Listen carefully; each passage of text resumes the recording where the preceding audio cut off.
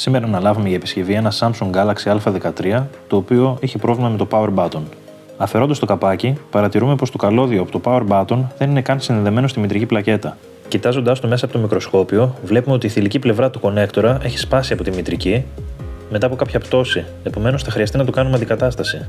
Αφαιρέσαμε την πλακέτα από το κινητό και την καλύψαμε με ταινία αλουμινίου για να την προστατέψουμε από τις υψηλές θερμοκρασίες.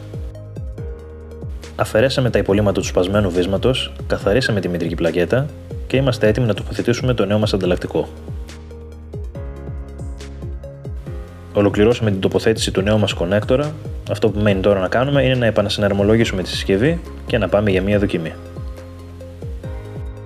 Πατώντας παρατεταμένα το Power Button, το κινητό πλέον ανάβει. Σας ευχαριστούμε πολύ που μείνατε μέχρι το τέλος αυτού του βίντεο και αν θέλετε να δείτε και άλλες επισκευές σαν και αυτήν, κάντε μας ένα like και follow.